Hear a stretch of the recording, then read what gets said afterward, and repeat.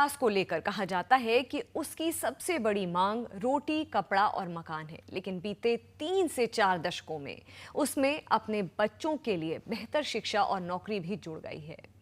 Professional courses की बात हो या फिर स्किल एजुकेशन की, मिडिल क्लास की सबसे बड़ी ख्वाहिश यही है।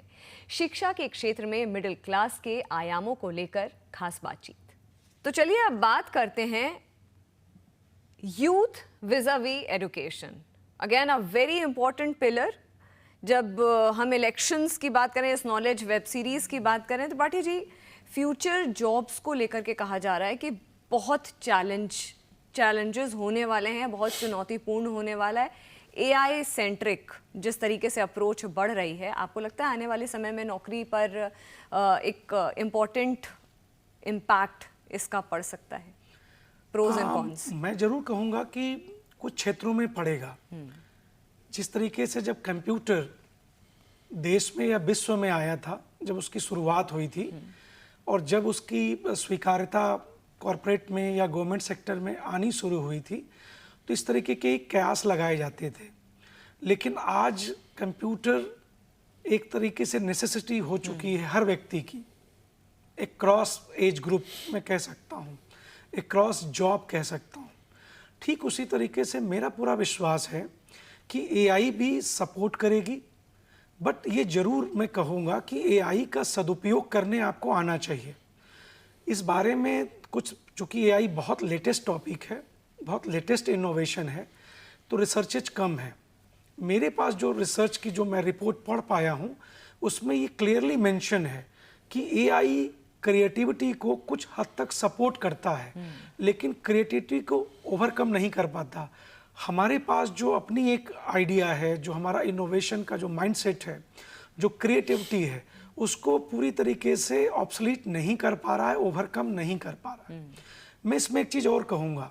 अभी बिल गेट्स आए थे हमारे देश में, उन्होंने बहुत सारी जगहों पे विजिट भी किया। नागपुर की चाय की टपरी का जो उनका चाय पीना था वो बहुत वायरल भी हुआ। लेकिन मुझे विश्वास है कि बहुत सारे युवाओं ने, बहुत सारे मीडिया के लोगों ने भी उनके उस इंटरव्यू को जरूर कवर किया होगा या फॉलो किया होगा, जिसमें उन्होंने, बिल गेट्स ने एक बहुत अच्छी बात कही है। उन्होंने कहा है कि आने वाले समय में भारतीय युवा नंबर 1 होंगे विश्व में। नंबर 2, उन्होंने कहा कि डिजिटल एजुकेशन में भारत का योगदान विश्व में नंबर 1 होगा। तीसरी बातें उन्होंने कही है जो बहुत ही जरूरी है हमें जानना, कि आने वाला समय भारत के युवाओं का है। मुझे लगता है कि बिल गेट्स की ये तीनों जो पॉइंट थे, ये तीनों पॉइंट्स में उन्होंने ओवरऑल भविष्य के बारे में और वर्तमान के बारे में एक अपने अनुभव के आधार पे सब कुछ बोल दिया है। अब जहाँ तक एआई की बारे में बात करें, तो जो एआई के जनक कहे जाते हैं सैम अल्टमैन, उन्होंने उसको भी मॉडिफाई कर दिया है। वो कहते हैं कि एआई का मतलब आर्टिफिशियल इंटेलिजेंस से अब आगे हो चुका है, एजीआई हो गया, आर्टिफिशियल जनरल इंटेलिजेंस। तो मुझे ये लगता है कि हमें एआई को या एजीआई को अपने सदुपयोग करना चाहिए, उसका लाभ लेना चाहिए, अपना सहयोगी बना के काम लेना चाहिए। और जहाँ तक जॉब के जाने की बात है, जहाँ तक इस तरीके का सवाल है, मैं ये कहता हूँ कि हमेशा से ये प्रोज एंड कॉन्स जरूर रहते हैं, लेकिन हमें हमेशा इस बारे में ध्यान रखना चाहिए कि हम वर्तमान तकनीक को अपने लिए, समाज के लिए और देश के लिए कैसे उसके विकास करने में, कैसे उसका लाभ लेके आगे बढ़ने में उसका सदुपयोग करें। तो मुझे लगता है कि ये ज़्यादा अच्छा होगा और ज़्यादा मतलब उपयुक्त होगा कि हेल्प ले लें, एक सहयोग ले लें, लेकिन डिपेंडेंसी होना ये थोड़ा सा फिर चुनौतीपूर्ण हो जाएगा। भला जी, जिस तरह से तेजी से टेक्नोलॉजी में शिफ्ट हो रहा है, इतना डायनेमिक है टेक्नोलॉजिकल एडवांसमेंट जो हो रहा है, आने वाले समय में जो युवा हैं उनको कौन से ऐसे कोर्सेज की ज़रूरत पड़ सकती है या ऐसी डिमांड उठ सकती है कुछ ऐसे कोर्सेज की जिनसे टेक्नोलॉजिकली साउंड रह सकें? जैसा कि ये आर्टिफिशियल इंटेलिजेंस का ज़माना चल रहा है, हमारी गवर्नमेंट ऑफ इंडिया भी बड़ी सून एक रेगुलेशंस लाएगी आर्टिफिशियल इंटेलिजेंस को टू मॉनिटर कि उसका सदुपयोग हो रहा है या उसका दुरुपयोग हो रहा है।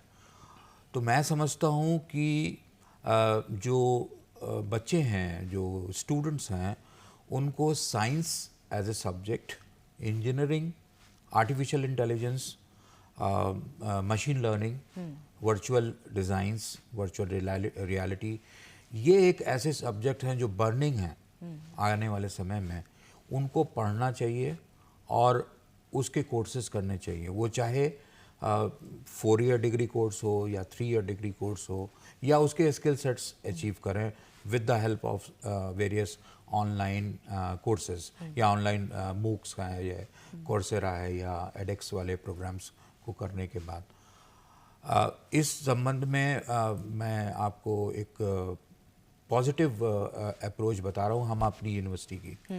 We are going to launch a artificial intelligence and machine learning school in our Bennett university from this academic year.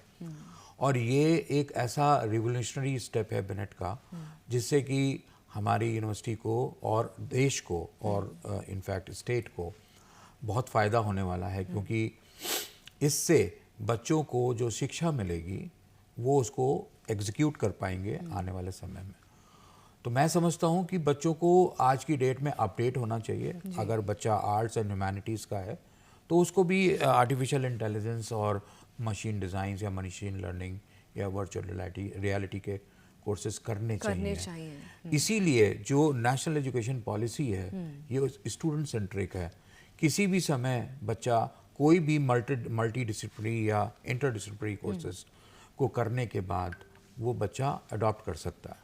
आपको शायद मेरे ख्याल से पता ही होगा कि यूएस, यूके या कनाडा में अगर कोई बच्चा एमएससी बायोकेमिस्ट्री से किया है या पीएचडी एमएससी केमिस्ट्री से किया है, तो it is not necessary that he will go and do the PhD in only in chemistry और ओनली इन बायोकेमिस्ट्री। तो वहाँ पर फ्लेक्सिबिलिटी है। एक केमिस्ट्री का बच्चा फिजिक्स से भी पीएचडी कर सकता है, एक फिजिक्स का बच्चा बायोकेमिस्ट्री से भी पीएचडी कर सकता है। तो ये एक ओपननेस है, ट्रांसपेरेंसी है, और उस तरीके के जो कोर्सेज है वो अवेलेबल हैं करने के लिए। वो इंटरेस्ट अगर बच्चे में है तो वो कर सकता है। बिल्कुल। हायर एजुकेशन को लेकर के भी बच्चों का या आज के युवाओं का बहुत रुझान बढ़ा है। They want to pursue higher education, लेकिन ऐसे में रोज़गार के जो साधन है या उचित रोज़गार हायर एजुकेशन लेने के बाद वो सुनिश्चित करना कितना इम्पोर्टेंट है? निश्चित रूप से ये बहुत ज़रूरी सवाल है। तो जब हम पहले छात्र के बारे में बात करें, स्टूडेंट की बात करें, तो हमें जब क्लासरूम में हम जाते हैं तो मिलेनियल्स मिलते हैं, जेन जी के बच्चे मिलते हैं, या जनरेशन अल्फ़ा के मिलते हैं या मिलेंगे। तो जो भी कोर्सेज होने चाहिए उसको सेंट्रिक होने चाहिए, नंबर 1। जैसे हमने स्टूडेंट सेंट्रिक की बात भी करी और चर्चा भी बहुत विषयवार किया उस पर।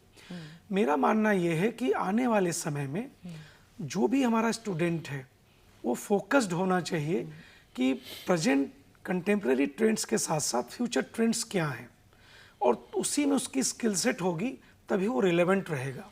और मुझे लगता है कि सरकार ने इसीलिए NEP 2020 के माध्यम से ट्रेडिशनल कोर्सेज के साथ साथ स्किल सेट को अपग्रेड करने के लिए या एक तरीके से एक्नॉलेज करने के लिए उन्होंने क्या कहा कि इंटरडिसिप्लिनरी करो, जिससे कि ट्रेडिशनल कोर्स के साथ साथ मैनेजमेंट का, साइंस एंड टेक्नोलॉजी का, आर्टिफिशियल इंटेलिजेंस का, मशीन लर्निंग का, ऑगमेंटेड रियलिटी का, वर्चुअल रियलिटी का, या इस तरीके की चीज़ों को वो अडॉप्ट करे।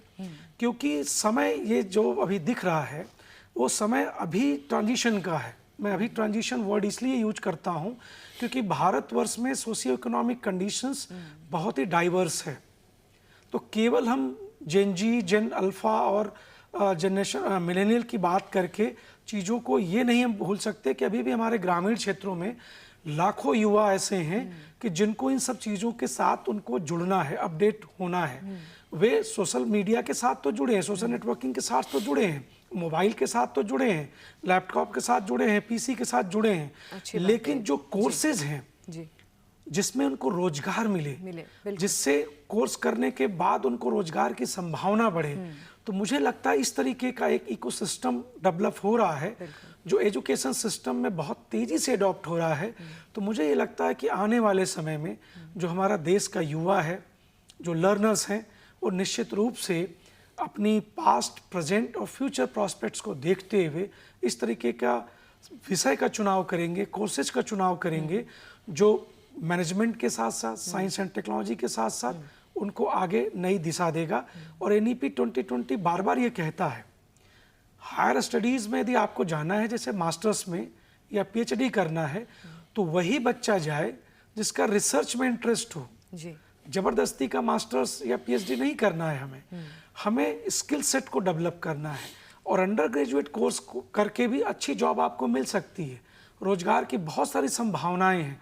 जब हम ढूंढते हैं तो UG करके भी बच्चे ऐसे नहीं मिलते कि जिनके पास स्किल हो। और जो बात आपने डॉक्टर भल्ला साहब ने कही कि अभी जो NEP ने एक बहुत अच्छा बात कहा कि प्रोफेशनल और क्लासरूम, क्योंकि हम मीडिया की बात करें, जैसे हम मीडिया डिपार्टमेंट से आते हैं, तो बच्चे पढ़ के जाते थे, आपके पास मीडिया हाउसेज में जाते थे, तो मीडिया हाउस के प्रोफेशनल्स या एस्टैब्लिश जो जर्नलिस्ट होते थे, रिपोर्टर होते थे, वे कहते थे कि आपका बच्चा अभी उतना इंडस्ट्री के साथ उसका मिक्सअप नहीं हो पा रहा है, वो अभी समझ नहीं पा रहा है कैसे हमें परफॉर्म करना है। जी। तो जब NEP 2020 ने कॉरपोरेट को या प्रोफेशनल को क्लासरूम में ले आया और क्लासरूम का बच्चा अपनी इंटर्नशिप या और तरीके से वो प्रोफेशनल फील्ड के साथ एक एक्टिवली इंगेज्ड होगा, मैं वर्ड यूज करता हूँ एक्टिवली इंगेज्ड, तो निश्चित रूप से जो नई जनरेशन आएगी लर्नर्स की NEP 2020 के साथ साथ, वो एक नई दिशा देगी, नई समझ के साथ होगी और कॉरपोरेट और प्रोफेशनल फील्ड के साथ साथ एकेडमिक फील्ड में भी एक नया उनका एक मुकाम बनेगा, ऐसा मेरा विश्वास है।